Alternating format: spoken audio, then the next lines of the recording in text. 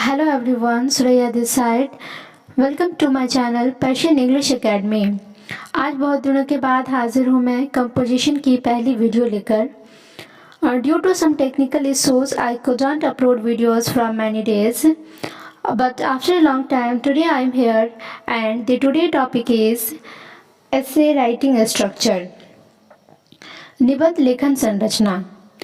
निबंध लेखन संरचना से मतलब ये हुआ कि जो हम ऐसे लिखते हैं उसका एक अच्छा तरीका और एक अच्छा पैटर्न मिल जाता है, और अगर हम इस पैटर्न पे लिखेंगे तो ऐसे बहुत ही अट्रैक्टिव और सिस्टमेटिक लगेगा।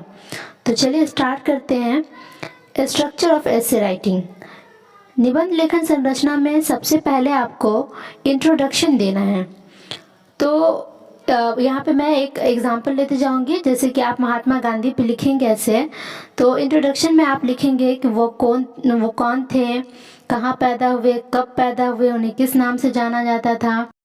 इंट्रोडक्शन में इतना लिखना काफ़ी होगा।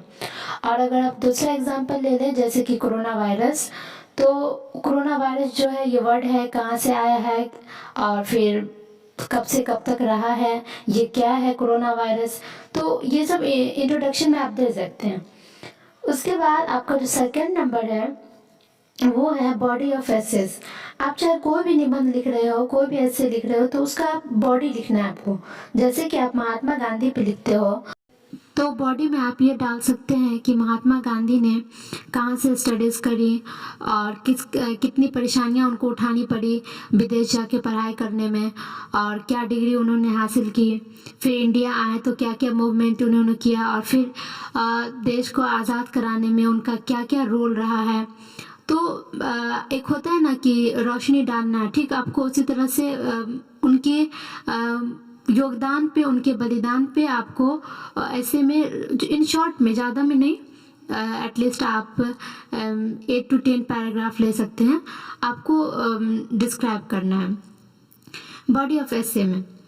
उसके बाद आप दूसरा एग्जांपल ले लीजिए कोरोना वायरस का, जो कि कोरोना वायरस एक डिजीज़ था, वो किस तरह से पूरे वर्ल्ड पे अटैक किया और सबसे पहले किस कंट्री में इंट्रोड्यूस हुआ और किस तरह से पूरी इंडिया में फैला, और इससे क्या क्या साइड इफ़ेक्ट देखने को मिले, क्या क्या नुकसान पहुँचे।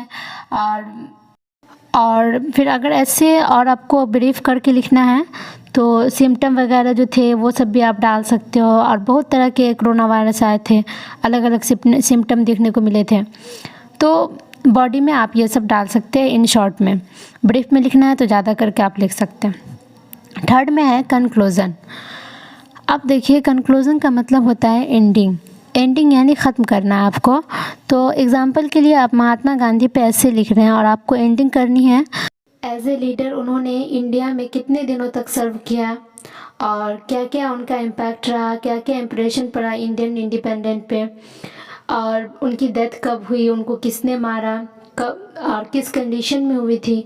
तो ये सारा कुछ आप कंक्लूज़न में डाल सकते हैं। अगर आप सीनियर क्लास के लिए लिख रहे हैं तो इन सारी चीज़ों को थोड़ा ब्रीफ कर देंगे, और अगर जूनियर के लिए लिख रहे हैं यानी 1 to 8 है तो आप इन शॉर्ट में, इन ब्रीफ में सब ख़त्म कर सकते हैं।